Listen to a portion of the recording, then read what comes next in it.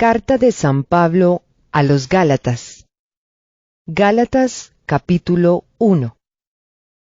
Pablo, apóstol no enviado ni nombrado por los hombres, sino por Jesucristo mismo, y por Dios Padre que resucitó a Jesús, saluda, junto con todos los hermanos, a las iglesias de Galacia.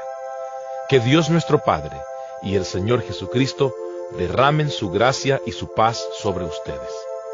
Jesucristo se entregó a la muerte por nuestros pecados, para librarnos del estado perverso actual del mundo, según la voluntad de nuestro Dios y Padre. Gloria a Dios para siempre. Amén.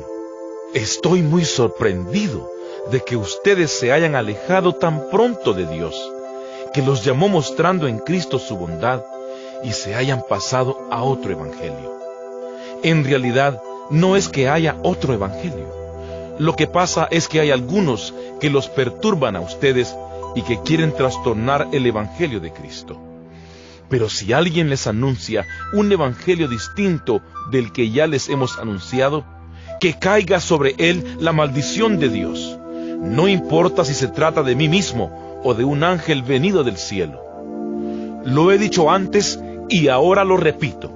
Si alguien les anuncia un evangelio diferente del que ya recibieron, que caiga sobre él la maldición de Dios. Yo no busco la aprobación de los hombres, sino la aprobación de Dios. No busco quedar bien con los hombres. Si yo quisiera quedar bien con los hombres, ya no sería un siervo de Cristo. Sepan ustedes esto, hermanos. El evangelio que yo anuncio no es invención humana. No lo recibí ni lo aprendí de hombre alguno, sino que Jesucristo mismo me lo hizo conocer. Ustedes habrán oído decir cuál era mi conducta anterior en el judaísmo y cómo perseguí con violencia a la iglesia de Dios y procuré destruirla. En el judaísmo, yo dejaba atrás a muchos de mis paisanos de mi misma edad porque era mucho más estricto en mantener las tradiciones de mis antepasados. Pero Dios, que me escogió antes de nacer y por su gran bondad me llamó, tuvo a bien hacerme conocer a su Hijo para que anunciara su evangelio entre los no judíos. Y no fui entonces a consultar con ningún ser humano, ni fui tampoco a Jerusalén a ver a los que eran apóstoles antes que yo. Por el contrario, me dirigí sin tardar a la región de Arabia y luego volví a Damasco. 3 años después, fui a Jerusalén para conocer a Cefas, con quien estuve 15 días. Pero no vi a ningún otro de los apóstoles, aunque sí a Santiago, el hermano del Señor. Les aseguro delante de Dios que lo que les estoy escribiendo es la verdad.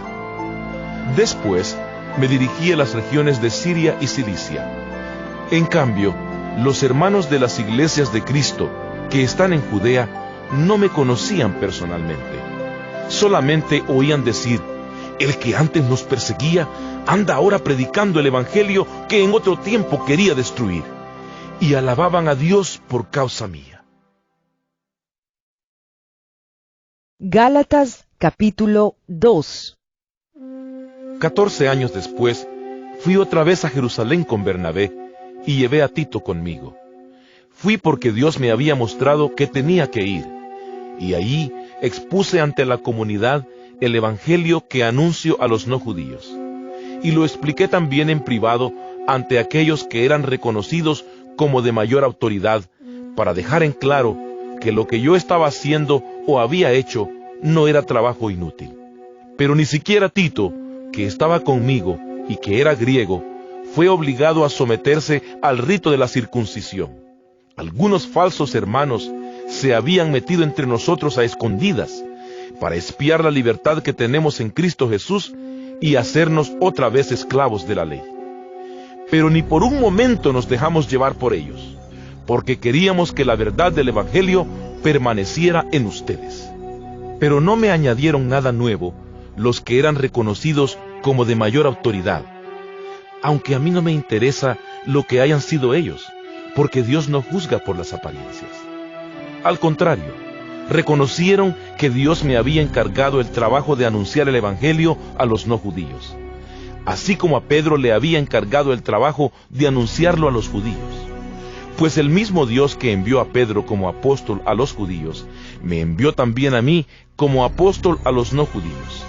Santiago, Cefas y Juan, que eran tenidos por columnas de la iglesia, reconocieron que Dios me había concedido este privilegio. Y para confirmar que nos aceptaban como compañeros, nos dieron la mano a mí y a Bernabé, y estuvieron de acuerdo en que nosotros fuéramos a trabajar entre los no judíos, mientras que ellos trabajarían entre los judíos. Solamente nos pidieron que nos acordáramos de los pobres, cosa que he procurado hacer con todo cuidado. Pero cuando Cefas fue a la ciudad de Antioquía, lo reprendí en su propia cara, porque lo que estaba haciendo era condenable.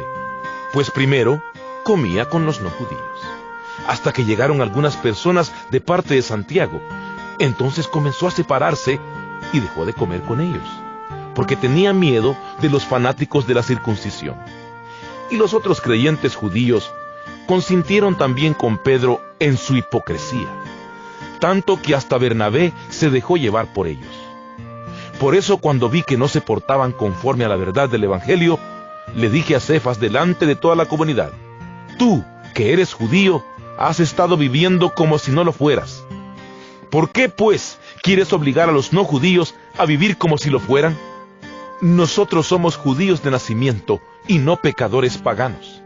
Sin embargo, sabemos que nadie es reconocido como justo por cumplir la ley, sino gracias a la fe en Jesucristo. Por esto, también nosotros hemos creído en Jesucristo, para que Dios nos reconozca como justos, gracias a esa fe, y no por cumplir la ley, porque nadie será reconocido como justo por cumplir la ley. Ahora bien, si buscando ser reconocidos como justos por medio de Cristo, resulta que también nosotros somos pecadores, ¿acaso esto querrá decir que Cristo nos hace pecadores? ¡Claro que no! Pues si destruyo algo y luego lo vuelvo a construir, yo mismo soy el culpable. Porque por medio de la ley, yo he muerto a la ley, a fin de vivir para Dios. Con Cristo he sido crucificado, y ya no soy yo quien vive, sino que es Cristo quien vive en mí. Y la vida que ahora vivo en el cuerpo, la vivo por mi fe en el Hijo de Dios, que me amó y se entregó a la muerte por mí. No quiero rechazar la bondad de Dios, pues si se obtuviera la justicia por medio de la ley, Cristo habría muerto inútilmente. Gálatas, capítulo 3. Gálatas, duros para entender. ¿Quién los embrujó? En nuestra predicación hemos mostrado ante sus propios ojos a Jesucristo crucificado. Solo quiero que me contesten a esta pregunta: ¿recibieron ustedes el Espíritu de Dios por el cumplimiento de la ley o por aceptar el mensaje de la fe? ¿Son tan duros para entender que, habiendo comenzado con el Espíritu, quieren ahora terminar con algo puramente humano? ¿Tantas buenas experiencias para nada? Imposible que hayan sido para nada. Cuando Dios les da su Espíritu y hace milagros entre ustedes, ¿por qué lo hace? No en virtud del cumplimiento de la ley, sino por aceptar el mensaje de la fe. Así también, Abraham creyó a Dios, y Dios le tuvo esto en cuenta, y lo reconoció como justo. Por lo tanto, ustedes deben saber que los verdaderos descendientes de Abraham son los que tienen fe. La Escritura, viendo de antemano que también entre los no judíos iba Dios a reconocer como justos a los que tuvieran fe, había anunciado a Abraham esta buena noticia: todas las naciones serán bendecidas por medio de ti.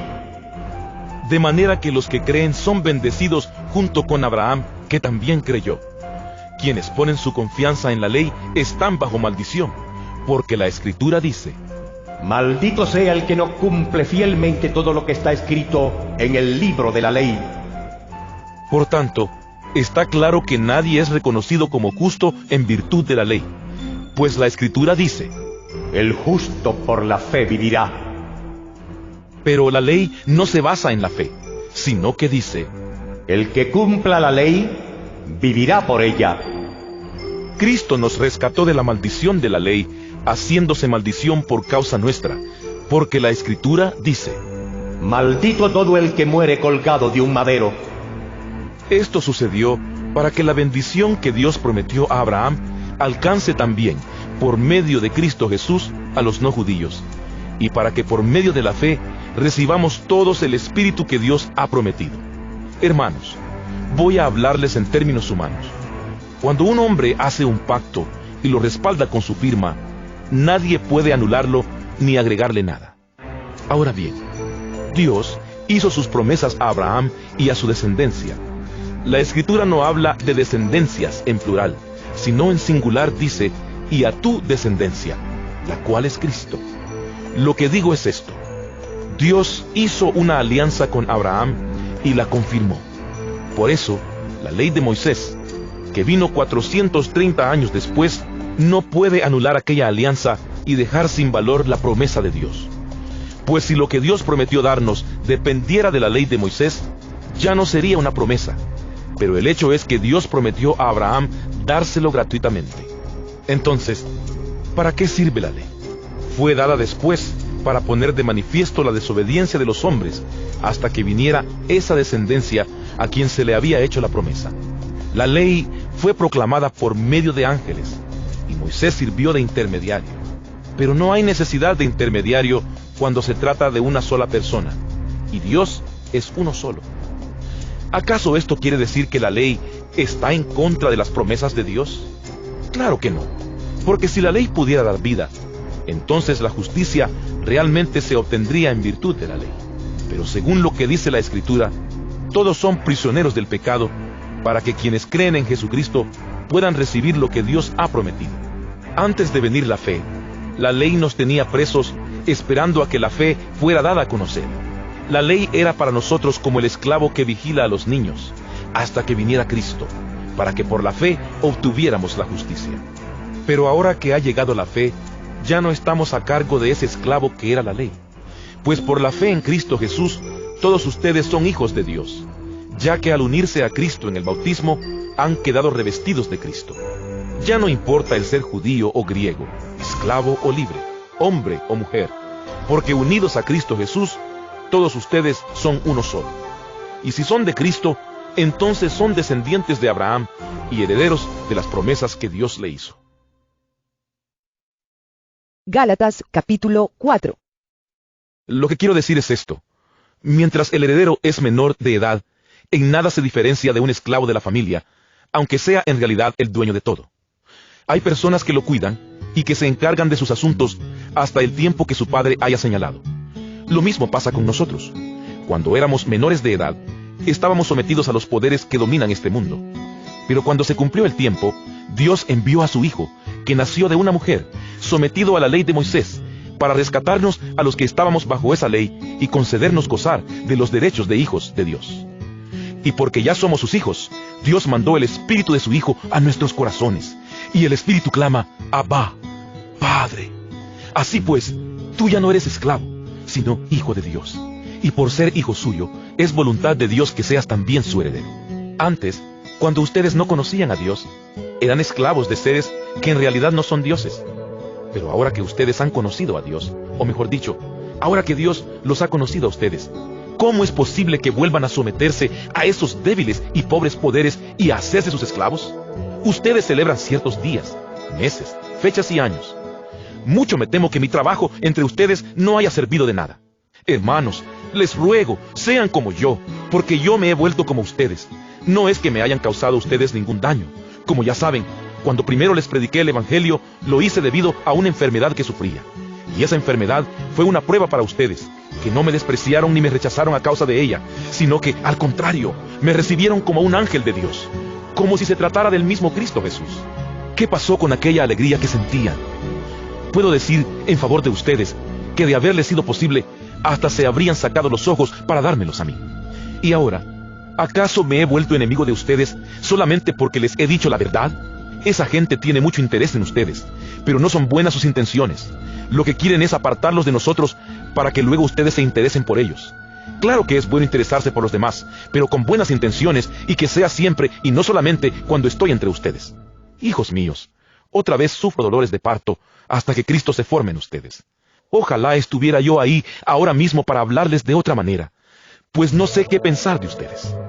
Díganme una cosa ustedes, los que quieren someterse a la ley. ¿Acaso no han escuchado lo que la ley dice? Pues dice que Abraham tuvo 2 hijos, uno de una esclava y el otro de su propia esposa que era libre. El hijo de la esclava nació de modo puramente humano, pero el hijo de la libre nació para que se cumpliera lo que Dios había prometido. Esto tiene un sentido simbólico.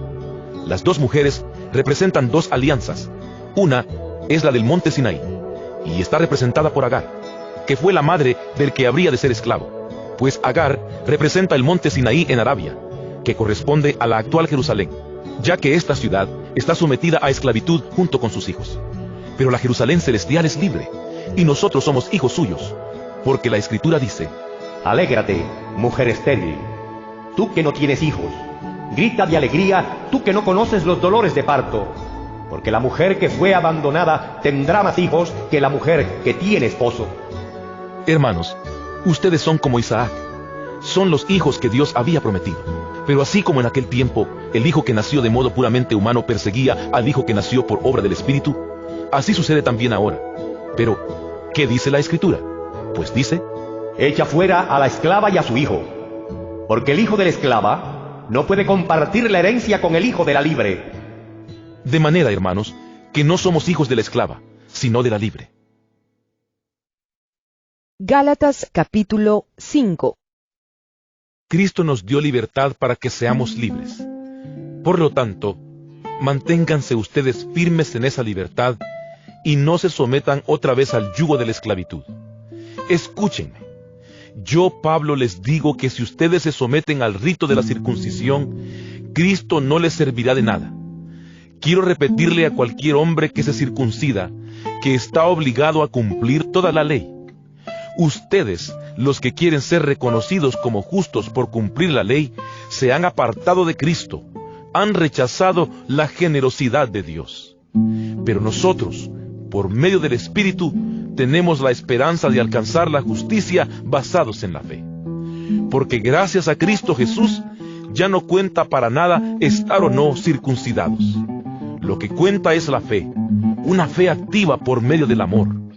Ustedes iban por buen camino. ¿Quién les impidió obedecer a la verdad? No fue cosa de Dios que los ha llamado.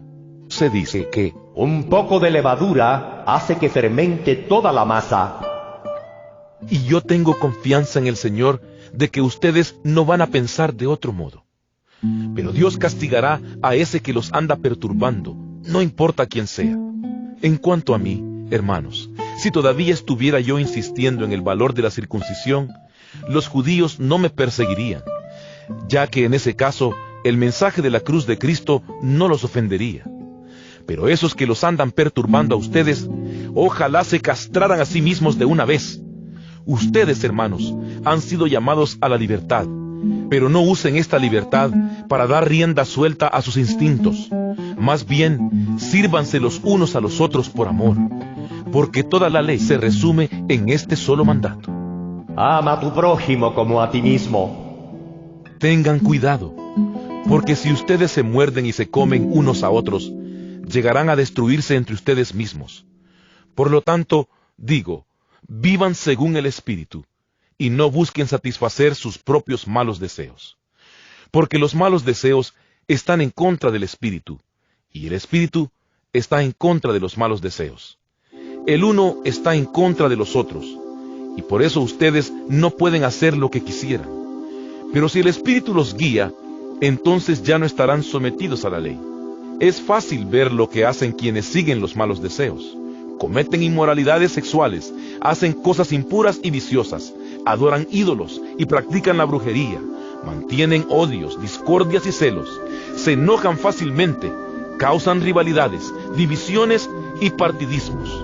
Son envidiosos, borrachos, glotones y otras cosas parecidas. Les advierto a ustedes, como ya antes lo he hecho, que los que así se portan no tendrán parte en el reino de Dios. En cambio, lo que el Espíritu produce es amor, alegría, paz, paciencia, amabilidad, bondad, fidelidad, humildad y dominio propio. Contra tales cosas no hay ley. Y los que son de Cristo Jesús ya han crucificado la naturaleza del hombre pecador junto con sus pasiones y malos deseos. Si ahora vivimos por el Espíritu, dejemos también que el Espíritu nos guíe. No seamos orgullosos, ni sembremos rivalidades y envidias entre nosotros. Gálatas capítulo 6.